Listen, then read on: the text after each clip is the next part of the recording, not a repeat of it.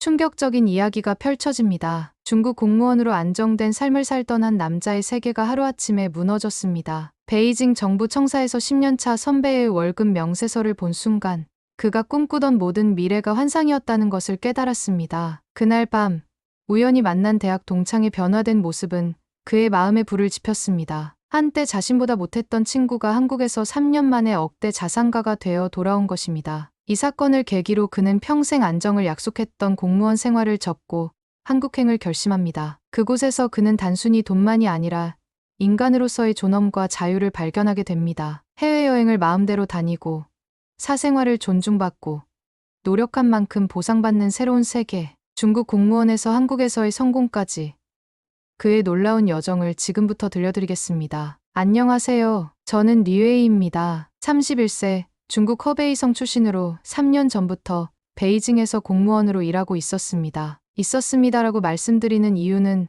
제가 이제 더 이상 공무원이 아니기 때문입니다. 어떻게 저같이 안정적인 직업을 가진 사람이 그 자리를 박차고 나오게 되었는지 그 이야기를 해보려 합니다. 저는 평범한 농촌 출신입니다. 부모님은 농사를 지으시며 저를 키우셨고 온 가족이 모아준 돈으로 베이징에 있는 대학에 진학했습니다. 대학 4년 내내 도서관에서 살다시피 했고 졸업 후 2년간 국가공무원 시험을 준비해 어렵게 합격했습니다. 부모님은 물론 친척들까지 모두 자랑스러워했습니다. 우리 마을에서 베이징 공무원이 된 첫 번째 사람이었으니까요. 리웨이, 내가 최고야. 이제 너는 평생 안정된 삶을 살 수 있어. 친구들과 가족들의 축하를 받으며 저는 공무원 생활을 시작했습니다. 처음에는 모든 것이 좋았습니다. 사무실은 깨끗했고 동료들도 친절했으며 매일 정해진 시간에 퇴근할 수 있었습니다. 그러나 첫 월급을 받았을 때 현실을 마주하게 되었습니다. 기본급 1320위안, 약 26만 원이었습니다. 여기에 각종 수당과 보너스가 추가되어 실제로는 약 4,000위안 80만 원 정도를 받았지만 베이징에서의 생활비를 감당하기에는 턱없이 부족했습니다. 월세만 2,000위안이 넘었고 식비와 교통비를 더하면 거의 남는 것이 없었습니다. 그래도 참았습니다. 처음이니까 조금만 더 버티면 승진할 수 있을 거야.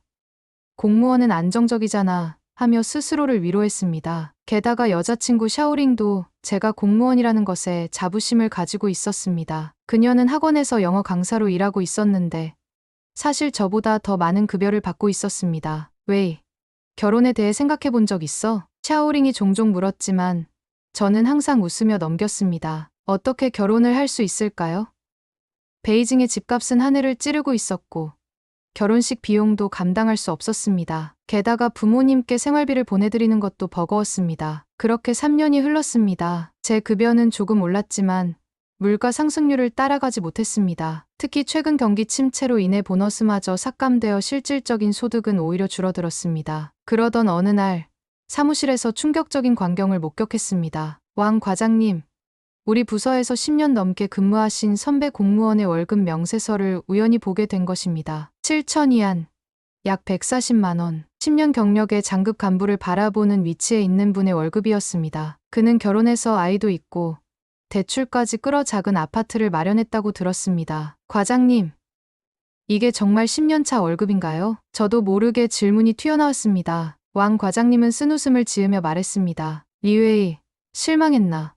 공무원 월급이 원래 이래. 작년부터는 긴축 정책으로 보너스도 5만 위안 넘게 삭감됐어. 이게 우리 현실이야. 그날 저는 멍하니 집으로 돌아왔습니다. 7년 후에 제 모습이 눈앞에 그려졌습니다. 여전히 작은 월세방에서 살고 있을 것이고 결혼은 했을지 모르지만 아이를 키울 여유는 없을 것입니다. 게다가 부모님이 나이가 들면 의료비도 감당해야 할 텐데 그것조차 버거울 것이 분명했습니다. 그날 밤 오랜만에 대학 동창회가 있었습니다. 기분 전환을 위해 참석했는데 그곳에서 3년 만에 리밍을 만났습니다. 그는 대학 시절 저보다 성적도 낮고 항상 돈이 없어 고생하던 친구였습니다. 그런데 그날 본 리밍은 완전히 달라져 있었습니다. 웨이, 오랜만이다.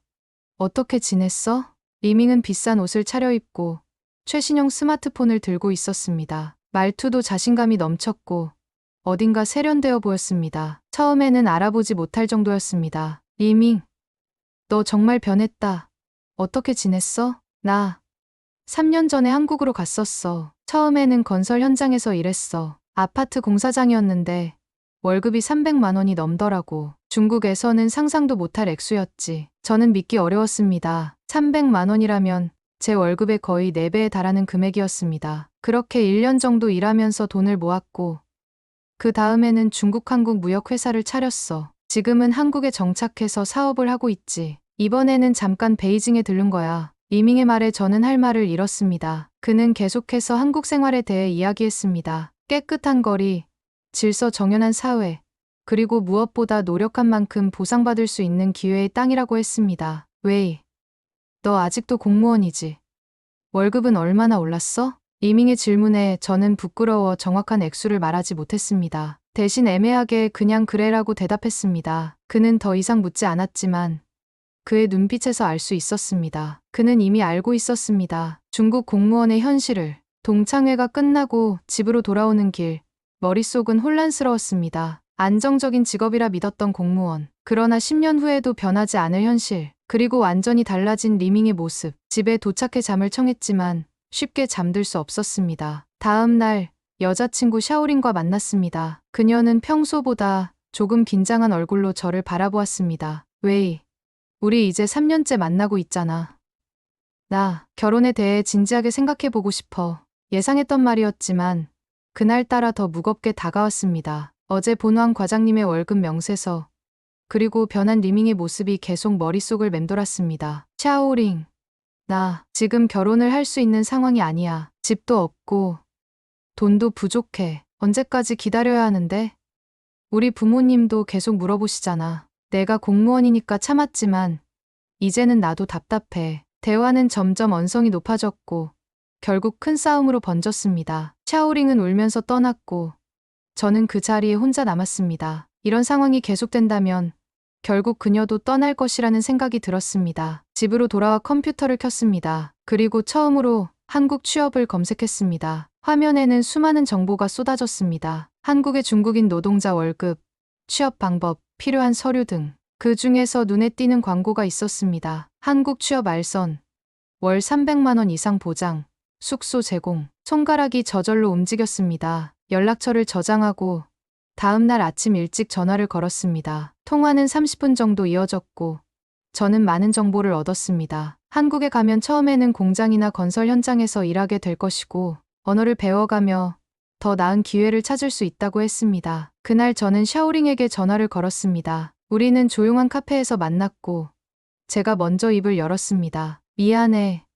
어제 화내서. 솔직히 말할게. 지금 내 상황으로는 앞으로도 몇 년간 결혼하기 어려울 것 같아. 10년차 과장님의 월급도 받는데 현실이 그래. 그래서 나 결심했어. 한국에 가보려고. 한국.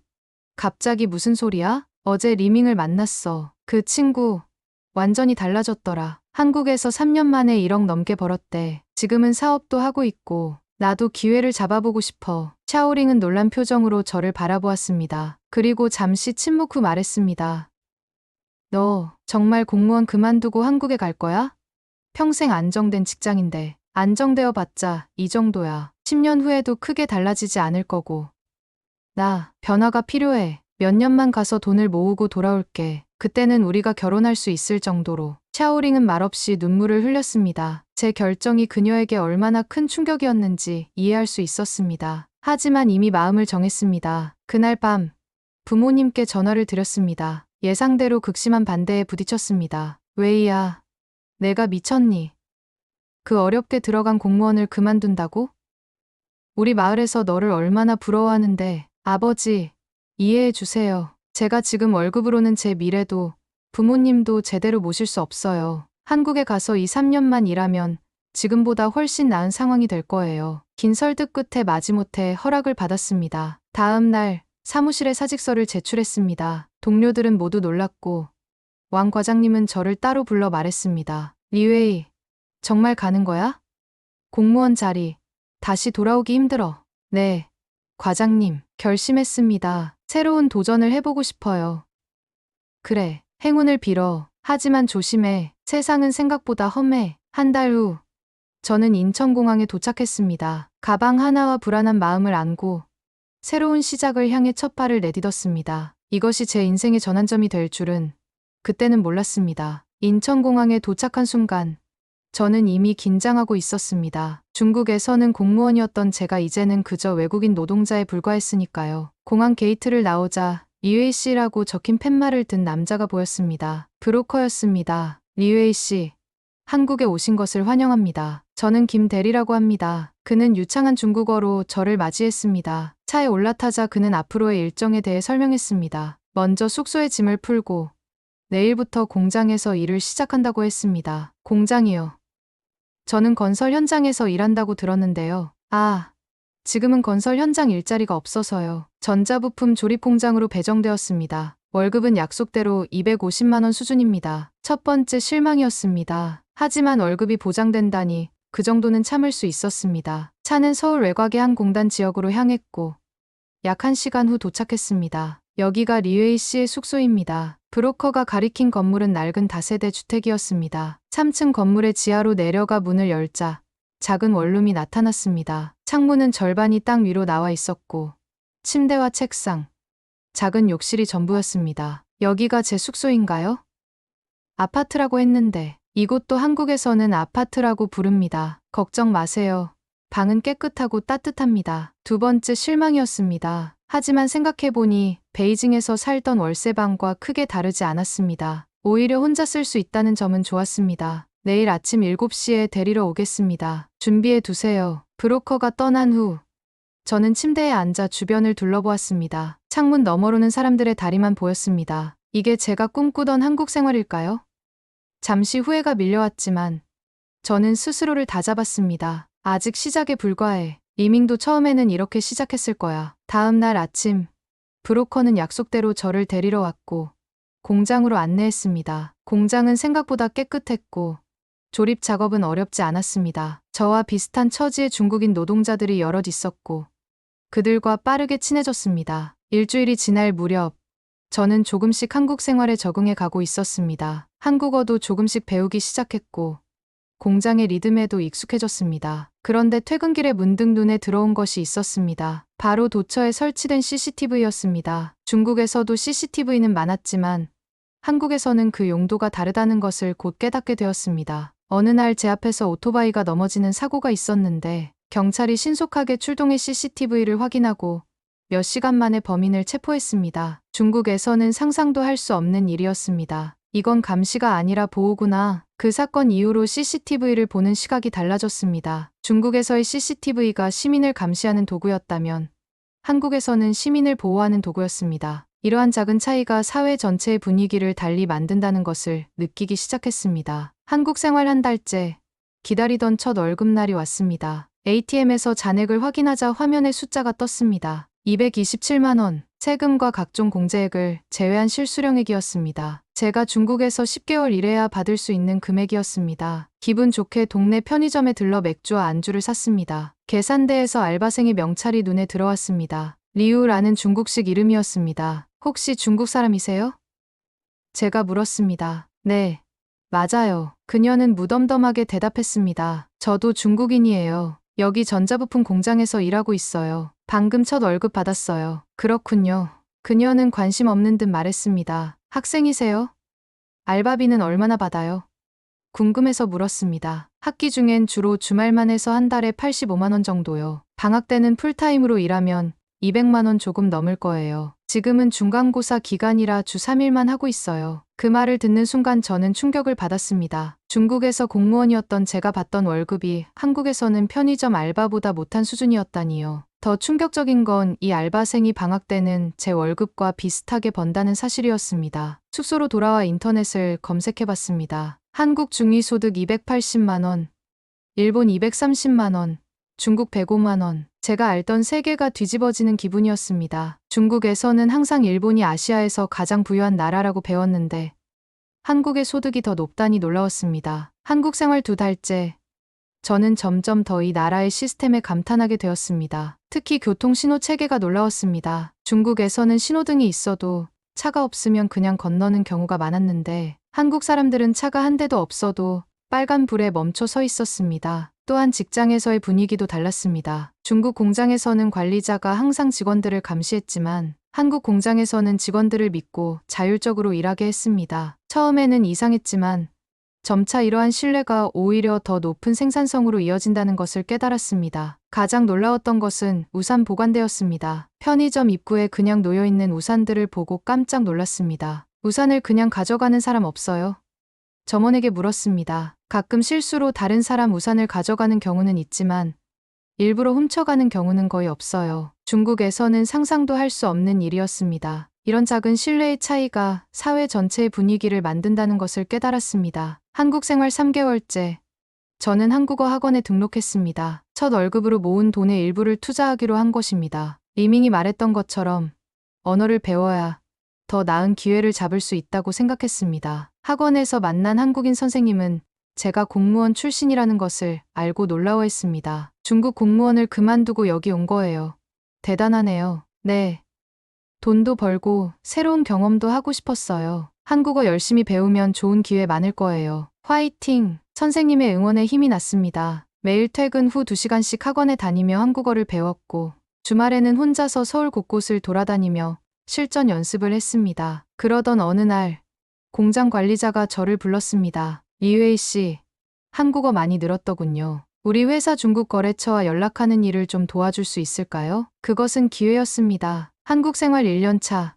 저와 샤오링은 서울 근교의 작은 아파트를 계약했습니다. 더 이상 반지하가 아닌 햇빛이 잘 드는 14층 아파트였습니다. 창문을 열면 탁 트인 전망이 보였고 아파트 단지에는 작은 공원과 편의시설이 갖춰져 있었습니다. 이곳이 정말 우리 집이야? 샤오링의 눈에는 기쁨의 눈물이 고여 있었습니다. 베이징에서는 상상도 할 수 없었던 삶이었습니다. 우리가 모두 열심히 일하며 모은 돈으로 계약한 첫 번째 보금자리였습니다. 우리의 사업도 점차 자리를 잡아가고 있었습니다. 중국에서 한국으로 전자기기를 수입하는 것을 넘어 이제는 한국의 화장품과 패션 아이템을 중국으로 수출하는 사업으로 확장했습니다. 특히 중국 소비자들 사이에서 한국 제품에 대한 수요가 높아 우리 사업은 빠르게 성장했습니다. 그러던 어느 날 저는 놀라운 광경을 목격했습니다. 아파트 단지 입구에서 택배 기사가 문 앞에 택배를 놓고 가는 모습이었습니다. 아무도 지키지 않는데도 그 택배는 그대로 있었습니다. 여기서는 물건을 그냥 두고 가도 괜찮아요? 저는 경비원에게 물었습니다. 네.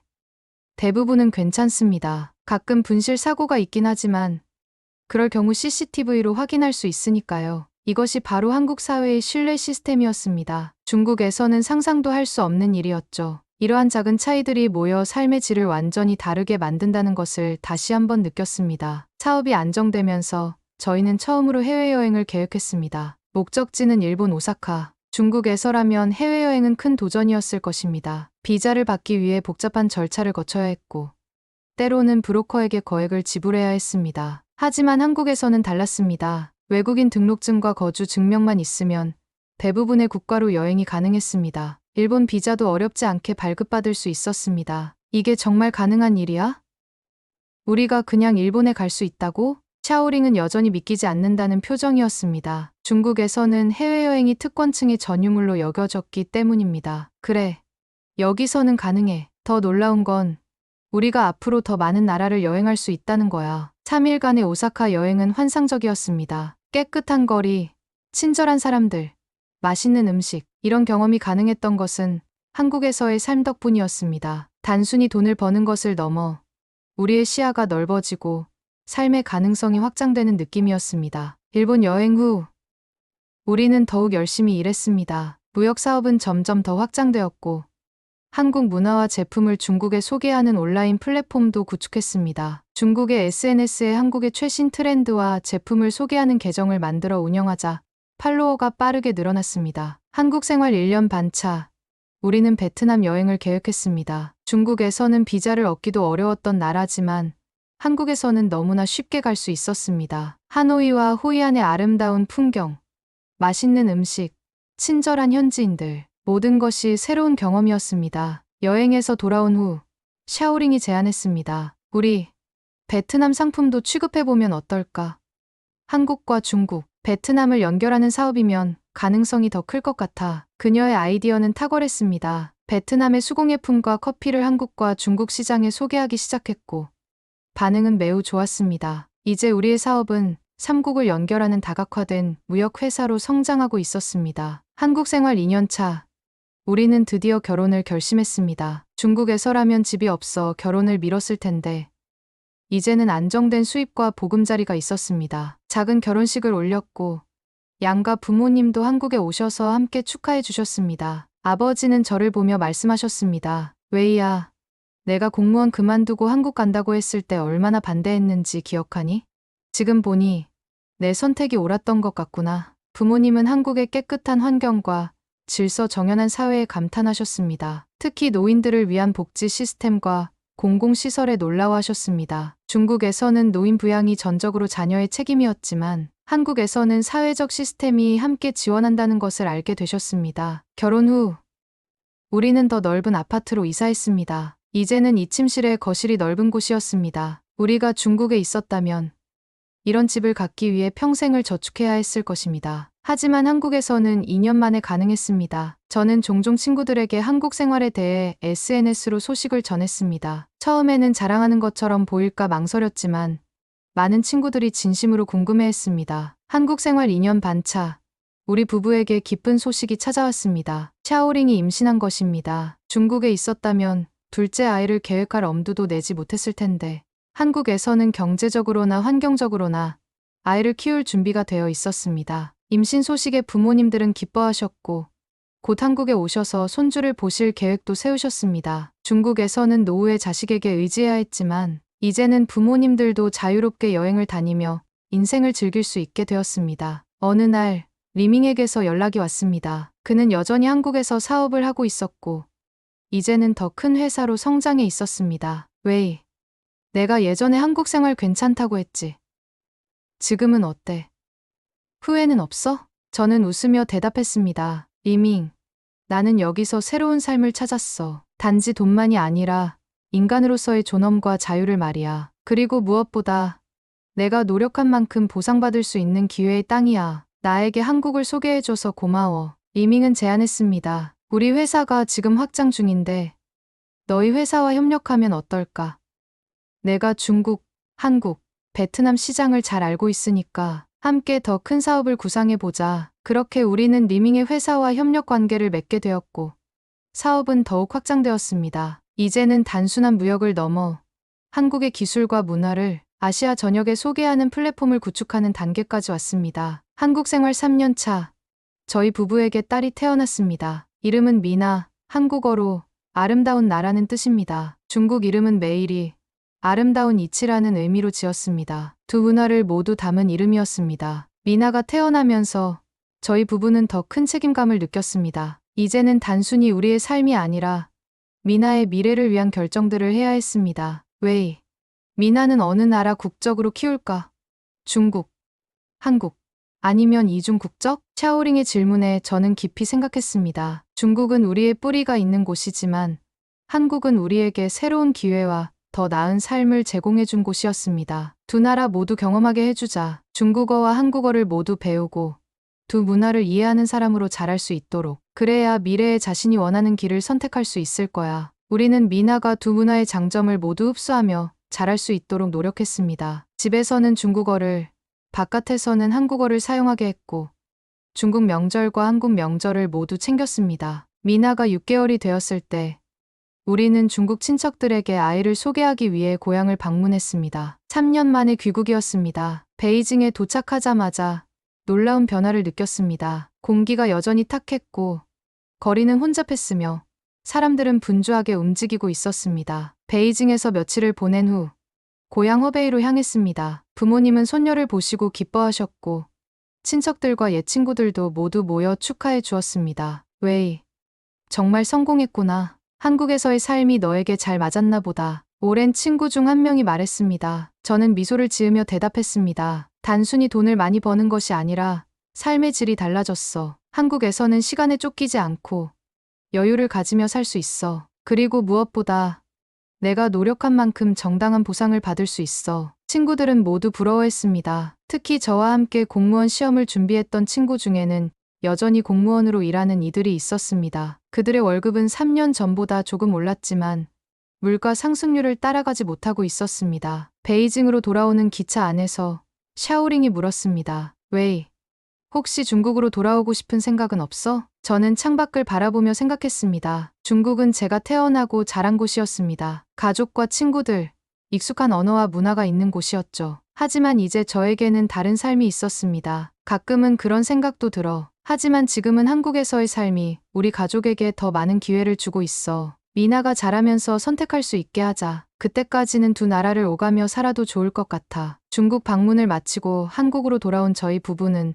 더 큰 비전을 갖게 되었습니다. 단순히 개인의 성공을 넘어 두 나라 사이의 다리 역할을 하고 싶었습니다. 한국의 문화와 기술을 중국에 소개하고 중국의 전통과 지혜를 한국에 알리는 일이었습니다. 저는 이제 자신 있게 말할 수 있습니다. 5년 전 공무원직을 그만두고 한국행을 선택한 것은 제 인생에서 가장 현명한 결정이었다고요. 그리고 이 여정은 아직 끝나지 않았습니다. 앞으로도 저희 가족은 두 나라를 잇는 다리 역할을 하며 더 많은 사람들에게 새로운 기회의 문을 열어줄 것입니다. 이것이 제 이야기입니다. 중국 공무원에서 한국에서의 성공까지, 그리고 두 나라의 다리가 되기까지의 여정. 저의 경험이 새로운 도전을 꿈꾸는 누군가에게 용기를 줄 수 있기를 바랍니다. 이 사연이 마음에 드셨다면 좋아요와 구독 부탁드립니다. 시청해 주셔서 감사합니다.